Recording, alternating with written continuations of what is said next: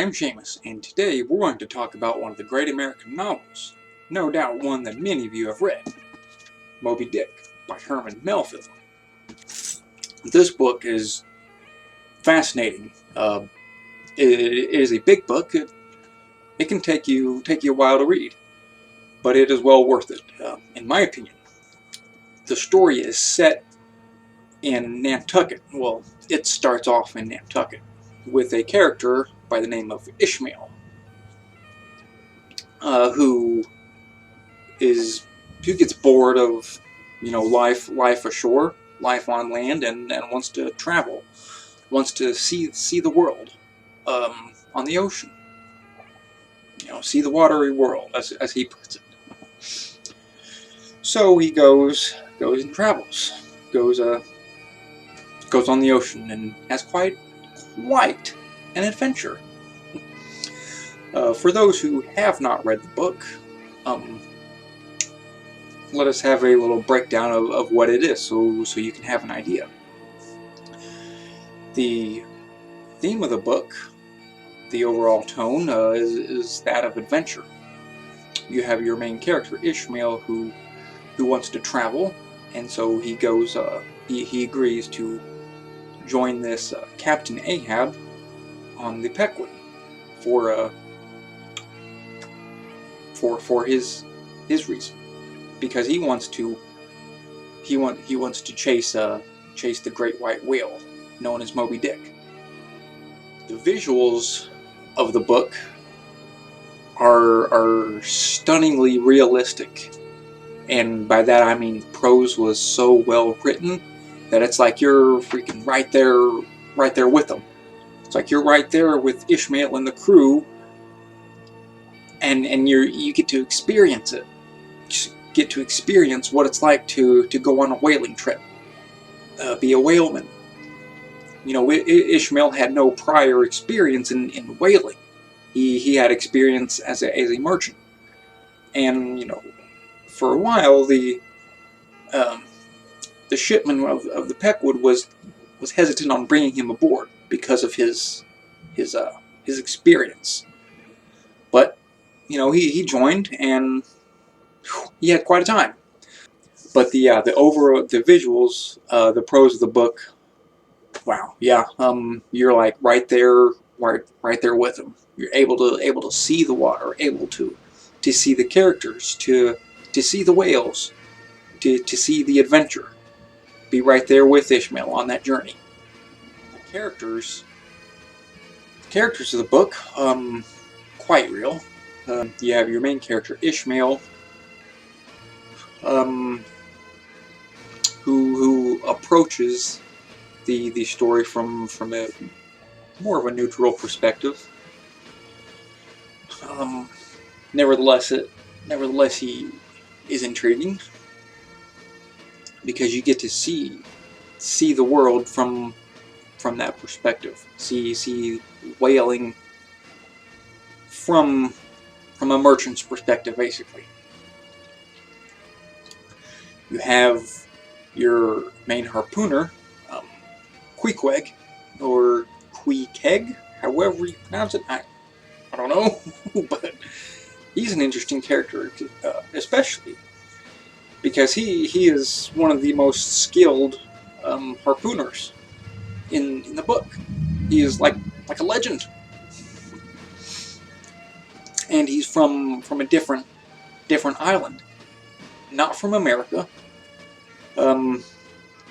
And yeah, he is was feared by many, especially those on land, because of his background, where he came from.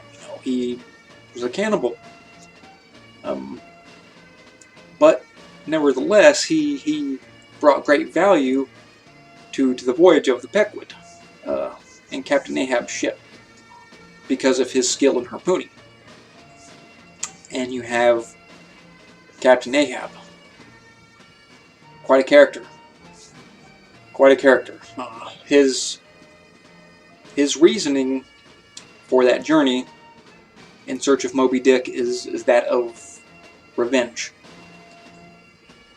Because on a prior voyage, his leg was removed while trying to capture Moby Dick, and that Captain Ahab, held a grudge against that particular whale, based that whole voyage off of wanting to get back at that whale for taking off his leg and for having him walk around on a crutch, basically.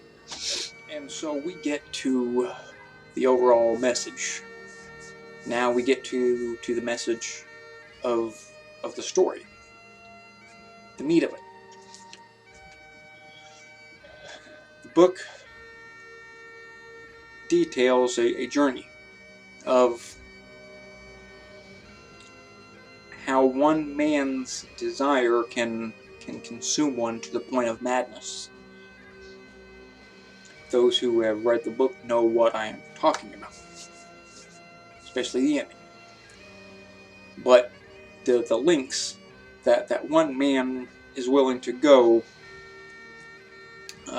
in order to achieve that desire, or in order to have that revenge, can indeed put people at risk. Not only himself, but the lives of everyone else around him.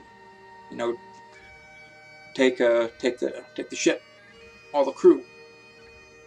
You know, if you're a captain bent on revenge and ignoring admonitions from other crew members like Starbuck, you don't have enough care about human life in general, because of that consumption. You know, you're so consumed by your selfish desire, by your selfish ambition for revenge, that other people's lives go right out the window, or in this case, overboard. Wow. Yeah. So madness, ambition, desire, revenge, especially revenge, can be disastrous. Why disastrous? So please be careful. You know, if you find yourself feeling any sort of unnatural desire for revenge or ambition, then take a step back and listen to people like Starbuck, who try to talk sense into you. Yeah, so the ending of the book greatly depicts what could happen when you're in that position, when you're in that sort of mind frame of Captain Ahab, when you're unwilling to look at other people's circumstances. You know, when you're too consumed by your own desire for revenge on a freaking whale.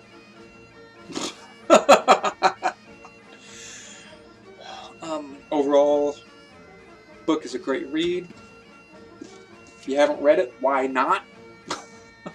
It'll take you a while, as you can see, but yeah, well worth it. Highly recommend it. Thank you for watching this video. Have a good day, night, evening, afternoon, or whatever time it is, wherever you are in the world.